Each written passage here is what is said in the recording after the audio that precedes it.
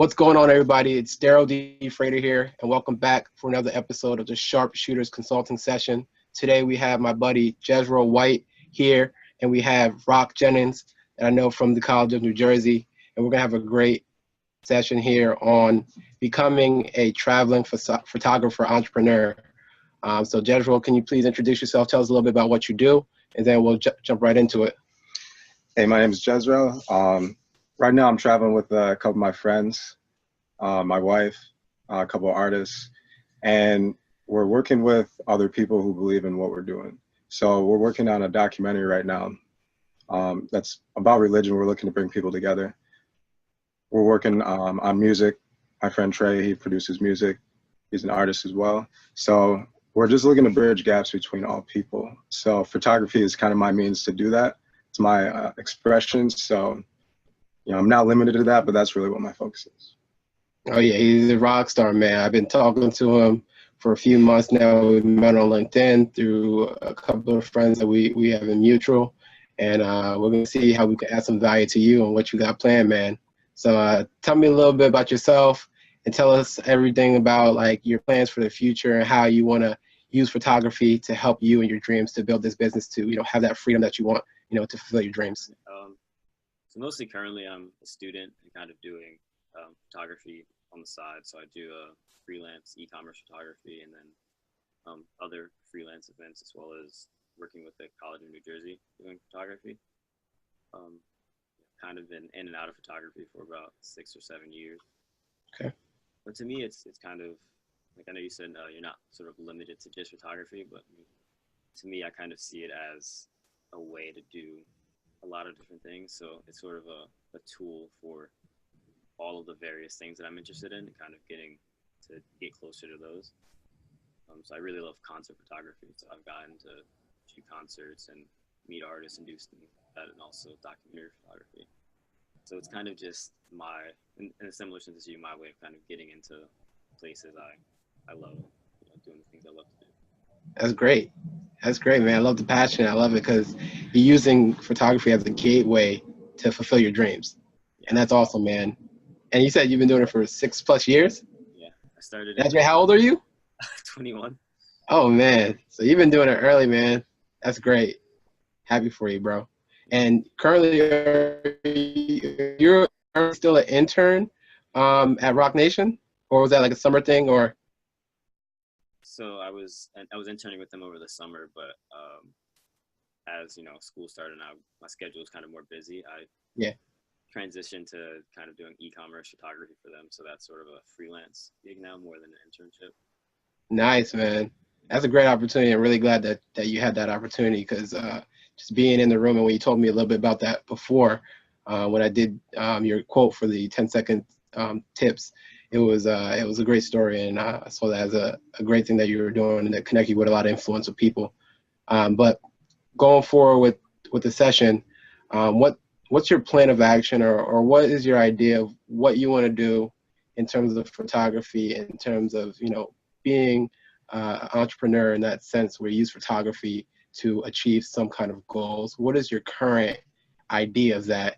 And let's see how we can structure a conversation where we can help you make steps to progress yourself as you go on that journey.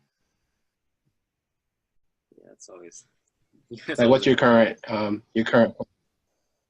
it's always a hard question to answer. I like a lot of things. I have a lot of interests. So I think more so I'm interested in kind of how to blend photography as an like artistic area with also kind of making art that drives a point and can sort of like push a conversation about something. So I do a lot of photography that's sort of personal work and passion projects, but kind of how to get out there and do stuff that sort of has a bigger impact, but also be able to sustain a lifestyle with that. It's kind of the harder part. Gotcha. Monetizing any passion is always one of the hardest part of entrepreneurship and business. Now, Jezrel, tell us a little bit about your experience about how you got started and how you are now monetizing your ability to make stunning photography and meet people all across the country.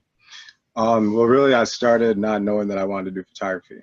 So it was something where I was traveling, but I was only traveling when I had time off or had the money to do it. And I knew that I really wanted to travel freely, wanted to be able to go everywhere. And I was going to these weddings, seeing these photographers, and these photographers were not from the area that they were doing their photos at. So I was like, man, I could really do this. And I've always had a want to take good pictures. I just never really thought of photography as a profession. So I ended up losing my job, going through a series of events, and I was kind of left at a point where I only had a camera. So that was my means of going out, and I realized, all right, now I'm at a point where I have a camera and I have the ability to travel with it. Why? Because people in my area, I didn't have a network set up that knew I was a photographer. I had no money. So I was stuck where, all right, now I have to meet people, network, but I didn't have enough time to really do that. And I was able to find gigs outside of the area. So I was going all over Craigslist. People were telling me, hey, you can't get a gig on Craigslist. People don't pay for photographers on Craigslist. They're looking for free things. But I went to Florida. I mean, I went all over. I went to Florida 3 or 4 times. Big gigs in Georgia, Cleveland. And I was actually a part of some pretty big events. So there was an event in Canton, Ohio, and it was a town hall event. And what this town hall event was for women of color and to help bring awareness to the stigmas that they have to go through and overcome. And the media is not really talking about those things. So this was actually a group from New York that does these town halls for cities all across the nation. So I was a part of that event just by looking through Craigslist. So I've been a part of a lot of major events that people wouldn't really think that would be on Craigslist, but that's because no one's looking there. Yeah, man, it's cool that he brought up Craigslist because opportunities can be in the places that no one would ever think of. And once you find those different opportunities to, get your product or service out there and really just, be optimistic to the fact that opportunities are abundant and that you can really find them almost anywhere, you can really just get the confidence to get out there, put yourself out there, and to look in the strangest places for these opportunities. And I'm so glad that he brought that up because it's important to just go out and do it in any means necessary. And sometimes he just got thrown out in the fire and all he had was his camera. Sometimes it takes that kind of, adversity to get you to take that leap and to do something big. So like that is so important to any entrepreneur journey and, how to get out there and just start. And I want to see, what ideas that we can kind of guide you or to help you to get you started. And you already have started. You've been doing it for so many years. You just got to figure out that monetization piece and figure out, what ways you can start monetizing your passion. And right now we're in Jersey City, New Jersey. And where are you from originally? I grew up in Kalamazoo, Michigan, but we came from Madison. Okay. So came from Madison, then you went to Florida, you went to Georgia, and you're here, about to go to New York next. Yeah. And he's just rocking and rolling and traveling and doing these jobs and gigs with his team. We're here with his whole team here, and they're rocking and rolling. They're really, doing some good work in the film and photography industry. And what my next question to you is, where do you see yourself immediately after college? Because you're in your senior year, so you're almost done. What's your immediate step next? Because I know you want to finish up, do good on your finals and stuff like that. But what are your steps immediately after school? Are you gonna get a job? Or are you gonna go right into entrepreneurship with your photography business? Or what's the current mindset? I think currently kind of with the idea of school and then immediately having to sort of pay back loans afterwards. In my head, it's kind of part-time working and then also trying to flesh out details with my sort of photography career. So okay. Kind of balance those two in a way that I can still sustain sort of a lifestyle, but also am actively pushing towards getting to the end goal of being able to monetize photography as a career. That's great, man. You got to be able to reduce risk at any corner because entrepreneurship, there's always some level of risk to it. But if you could find ways to be able to sustain yourself and survive as you build your business, that's how you can do it in a way where you're going to be safe, protected, and you're doing something that you love, while you're building that business. So I'm pretty happy that you said that.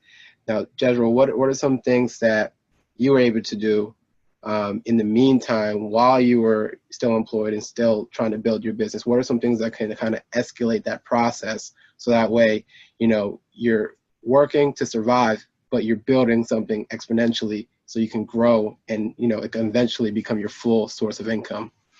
I think the biggest part was the finances, having the debt, and not really knowing how to deal with that part. So I believe like if you had no debt, how would you feel? If you knew you didn't have to pay back those loans? Definitely freeing.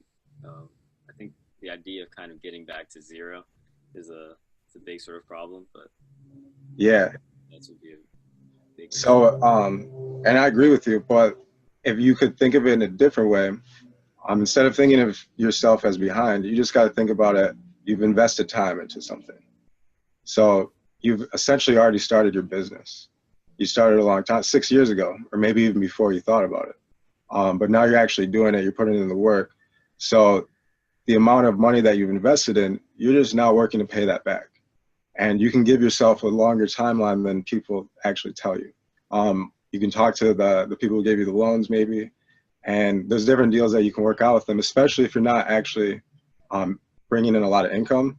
There's income-based programs that they have for you, whereas sometimes you don't even have to pay any money and they're not going to charge you any interest. So if you really wanted to do it, you definitely can do it without having to pay any money, especially I think for 12 months after college. So you have some time where maybe you could go all out for a little bit and really build your business that way, not have to worry about anything, and then start to monetize it from there. So you can really get creative with it. It's really just coming up with, all right, I have all this. Let me just forget about that right now and just come up with a plan that's sustainable. And then once you see how sustainable it is, you can start to chip away from it. That's great, man. I definitely resonate with the fact that he said that you started your business a long time ago. And that's pretty much saying to me that you've been building a brand and now you're ready to utilize that brand to bring you income and bring you business. So leverage the fact that you work with Rock Nation, leverage the fact that you've been in the industry for years, leverage the fact that you worked with the College of New Jersey and worked with the school on different projects. And now you need to take your brand and build a story around it and be able to sell that story as well as the product or service that you're giving through your photography. And then that's how you build a business. Because the more that you sell your story, they're not going to really buy into your photos alone. They buy into you as a person, and that goes for any business. I have nothing to do with photography. I've never took a professional picture in my life, but I know a lot about business. And regardless of what industry you're in, you have to be able to have people buy into you as a person and your brand, and also your products and services. So take everything that you've accomplished over the years and package it and curate that story, so that way you have a compelling story to tell to people, and that way you can really utilize that brand that you've built to build your business as well. Exactly. And on another thing to bounce off what Daryl said is, when you're getting clients, you can use the fact that you did go to college, but your real passion is photography, as a way to drive business and get people to buy into you. Or even marry the two and use it as, I have this, photography, experience and mindset, but then also like add on to the education that you've learned and see what way you can add a competitive advantage to your story in terms of, hey, I also have this experience in my field of study that relates to the way I take my pictures. And you can actually add science and theory behind what you're offering that's going to be a competitive advantage to anyone that just only did photography. So what ways could you layer the other aspects of your life onto your business to add to your competitive advantage, so that way that you're adding value to the clients that you have in a unique way? Yep. So especially, I really like that you're into psychology, because that was really my main. I didn't study it, but that was my main interest, is understanding how the brain works. But I was in computers, and really understanding computers allowed me to understand more about psychology. And then I'm able to look at my pictures differently than I was before. I'm able to think about things and take a different perspective on it. So it's definitely a great point, Daryl. You reminded me of things that I do, but they're just normal to me now. So to really have these conversations, it reminds me of things that actually go into my day, because you probably don't remember the things that go into your day all the time either. So it's always good to remind yourself of what you're doing. And the psychology aspect, people really need to understand that more. And if you can bring the right aspect to it, people will definitely be into that. That's great, man. So Jezrel, what are some things that Rock can do in terms of finding that first paid client and really start? Because the thing is, you're in school right now, and if you have the free time, you might be able to get your first client by next week. You know, what are some things that you can do? You already mentioned going on Craigslist, but what are some other ways, some tips or tricks that he can use right now to even, you know, get his business up and running, or get his first client before he even gets out there into the real world after college? The best way is really to talk to your network of people. So, you know, talk to the people that are your friends in the area. I'm not sure if you're from there or who you know there, but I'm sure you hang out with somebody, and I'm sure they may want pictures. Maybe they want a new profile picture. Charge them $10. And you can start to say, hey, feel comfortable saying that you've charged somebody for photography. Because I know the big part is, if you've never had someone pay you, how can you go out and ask someone to pay you? So if you can just chip away and say, hey, I've already charged someone $10, then you can get better and feel comfortable next time charging them $25. Mm-hmm. And as you get better, you can progress. And so you already have a network. People already know you take pictures. That's why I hit you up. Yep. And that was the biggest thing that was stopping me, is I was like, the best customers are the people that understand you, that know you, that buy into what you're doing, into your story. So if you can talk to those people using Facebook, if you need to, your social media, but if you have these people available in front of you, I would just go talk to them and pick their brains. Maybe they don't have something for you to do as far as photography wise, but maybe there's something else. To be honest, a lot of what I was doing was I was working in one place and using that to build my photography in an obscure way. So, you know, I was shoveling sidewalks, but I had to take pictures during that as well. So I was just thinking about different ways and different aspects of this, and turning that into art. But it's really up to you, man. Talk to your people, though. Your network is the best way to make money. Kind of jump in over there, kind of marrying the two ideas of talking to your network and also like people buy into you as a person more so than your work. And how would you recommend getting, you know, my story out there, someone to sort of first put out there who they are and start that? I mean, I have done some sort of paid work, and I do have a website up, but kind of I think it's more of the full leap out there that kind of worries me or makes me a little bit anxious. After college, in order to try to fully jump into that with no sort of safety, that's more so where I'm kind of worried about. Okay. I think the biggest thing is you don't realize where you're actually at. So you're already established. You're way past where most people are. You've put yourself in a very small category now. So the people you're seeing around you, they look like they're doing a lot, but they're not doing what you're doing. So you gotta set up your dollar amount. You gotta actually, if you want to make money, you gotta set up how much money you want to make, and then you'll figure out ways to do it. Maybe you sell it, you do your e-commerce, and you do it that way. Maybe you make a lot of money from e-commerce, and it's not really photography, but it's actually because of your skills of photography that make you money there. And maybe you take time to do other projects. So once you start splitting up your photography into different things, you'll be able to actually build those parts, those niche markets. Like wedding photography is one thing.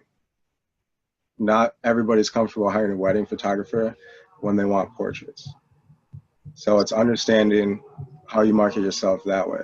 You may have a better insight of what people are interested in because you've already done work and you already have an avenue that way. But in reality, you can sell it however you want to people. You can sell anything you want to people. You're the creator. They buy things from you. You show them what it is, and if you believe in it, they'll buy into it. It's got to be true, though. And to add on to that, I would recommend that you flesh out your value prop. So you need to have a specific item or a package that you're going to offer. So instead of saying that I'm a photographer, you kind of sell them the value that you're going to deliver. Like, I'm going to have you a package where I'm going to give you XYZ photos that you're going to put on your LinkedIn page, or I'm going to have you XYZ photos where it's going to do this, or it's going to achieve them some type of benefit to what they're doing. So kind of not only just have an idea of what you're going to do, but have an idea of how it's going to help them in whatever they want to do. So make it specific, so it's not like you're just a general photographer. Make them know that they have a specific goal that you're going to be able to help them achieve through your work. Exactly. And then you could also go on other people's websites and see what they're doing. Other people that are successful, have some people that you look up to that are in the industry already, and kind of mirror and mimic some of the things that they're doing successfully, and take it and add it on to your own persona. So that way you're going to be elevating yourself and mimicking the things that other successful people in your industry are doing.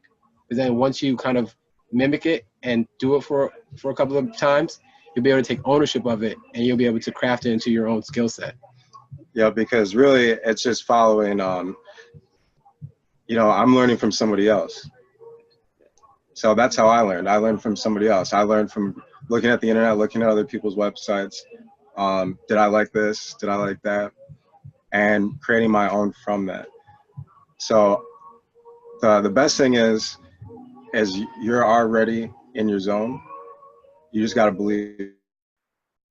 You got to believe that you're there. Facts. You created this. So 6 years in the game, working at Rock Nation, that's pretty good. Yeah, you got some leverage points already, bro. Like, you just really gotta, you know, double down, triple down, and put yourself out there and let people know about what you're doing. Craft your story a little bit more fine, so that way you can, you know, repeat it to people and spit it to people with confidence.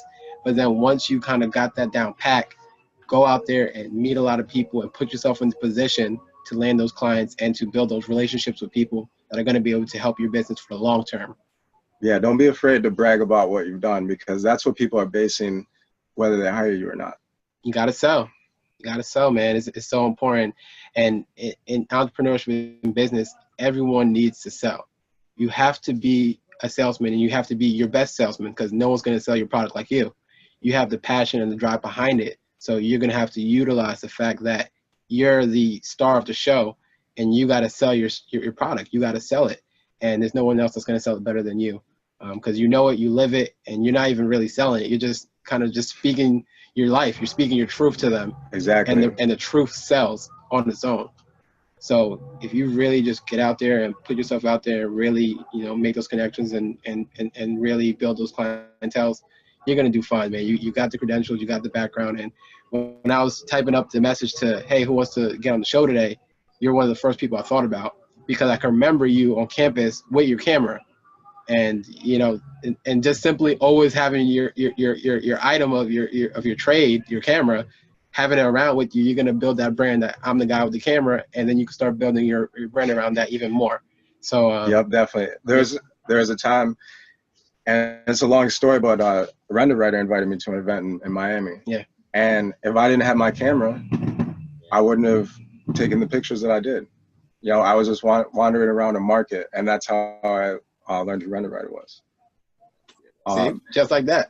So you're like a walking piece of advertisement when you're carrying your camera. Because I was in a Panera editing pictures. Someone hired me for a gig in Florida. And it's that easy. You just got to be approachable and kind of make it very clear when they look at you. They know that you're a photographer, and they know that you know your stuff.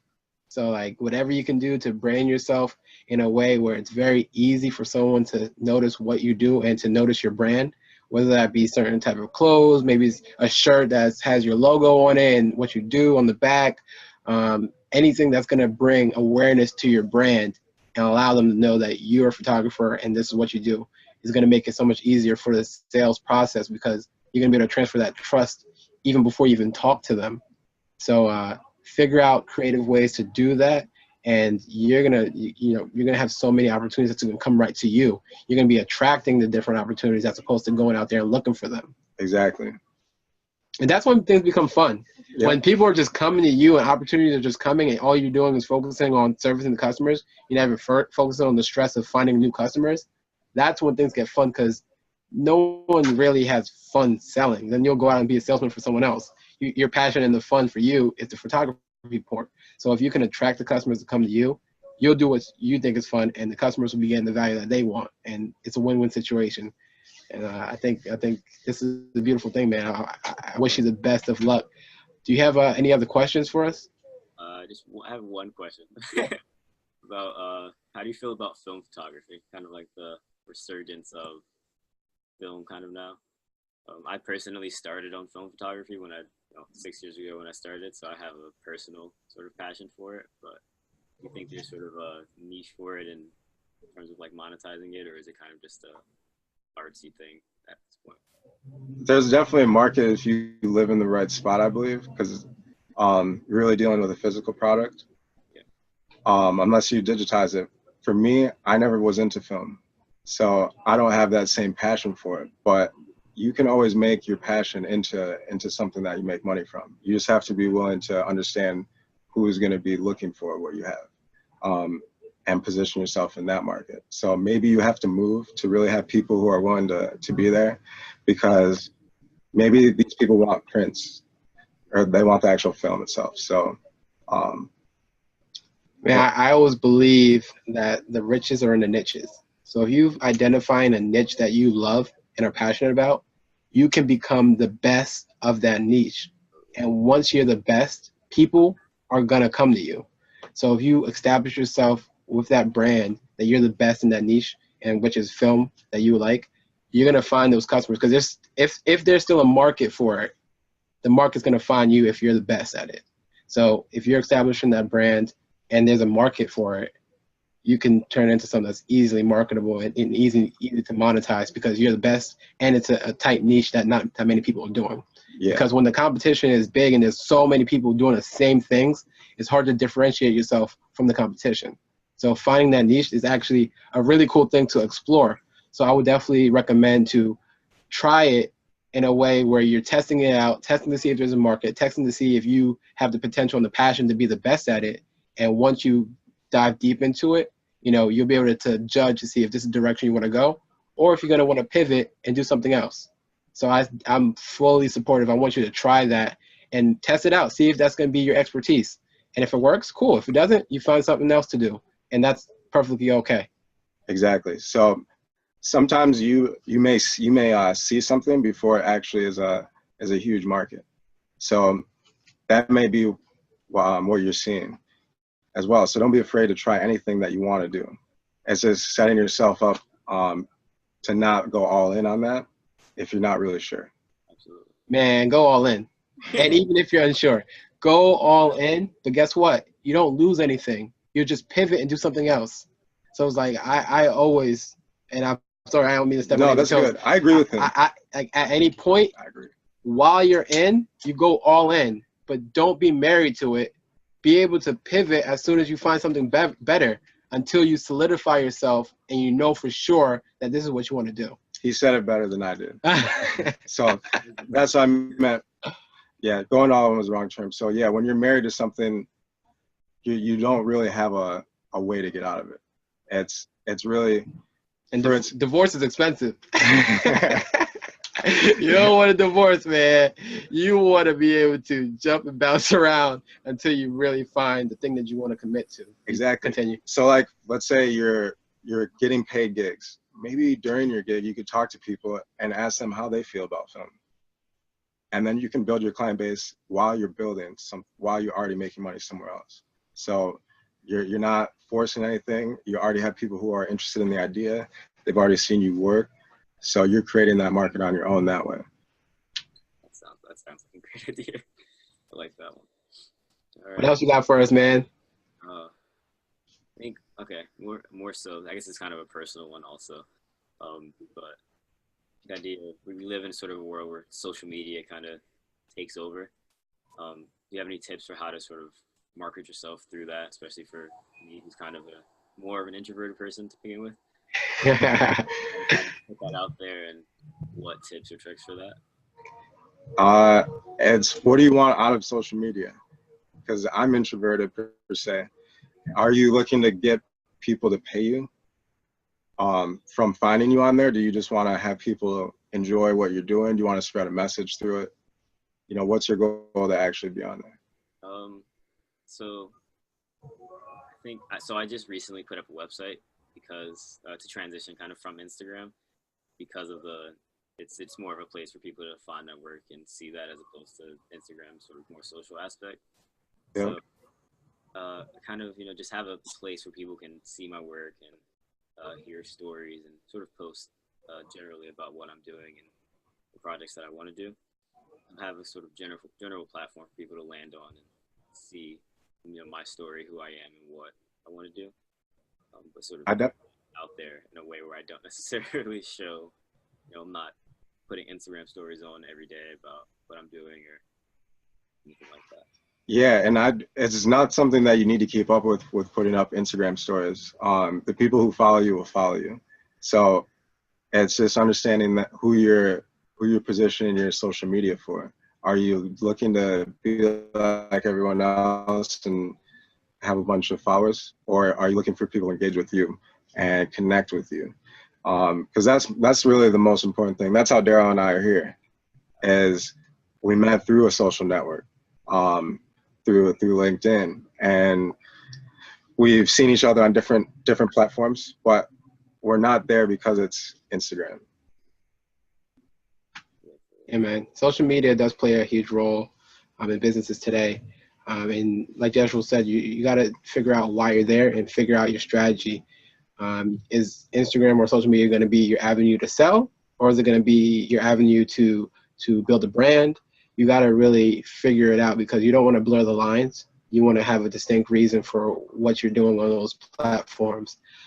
For me, off the top of the head, if I had to just give you an idea, I would suggest using social media not to directly sell, but to make content and put out content that builds a strong brand so everyone knows what you do and that you do it well and that you're providing value, typically usually for free, that can send them to your website where you can actually get those high-paying ticketed customers that's going to be able to fund or support the monetization of your business. So I think because people go on social media to be social, they don't go on to buy. So I usually recommend use social media as the brand building, and then once they buy into you as the brand, they'll be seeking your services once the need comes in their life, and then they'll go to your website and they'll buy from you. Exactly, and the social media is really just to catch them in. And I know you see a lot of people selling on there, but these are ads that are put up in front of you, so you don't really know what's going on. But when you bring them in and you get them into your brand, these people are then going to come to your website, which you have set up for them, which is what you want. So by you using your social media, you can get them off of it and going more to you, because they're saying, hey, I'm getting better stuff on his website than I am on social media. Even though you have good stuff on there, you're just providing more detail and more of the backstory. Great stuff, man. Do you have any parting piece of guidance for our friend Rock here? I mean, keep doing what you're doing, and believing in what you're doing, regardless of what anybody's telling you or saying about it. If someone's not looking to help you overcome an issue to get better in your business, then they shouldn't really be giving you advice. So just keep your focus up. That's great, man. Yo, Rock, really appreciate you being on the Sharpshooters Consulting session today here with Jezrel White, expert traveling, entrepreneur, photographer, so much more. Jezrel, just let us know how we can find you, and then we'll close it out. You can find me on Instagram, Jersey, Jersey, or ZSEY, sorry. You can find me on LinkedIn. I don't really do Facebook, but you can find me there too. So just Jezrel White. Thank you, man. You take it easy, and good luck to you. Thank you so much. Have a great day. You too. Bye-bye. Thanks, you too.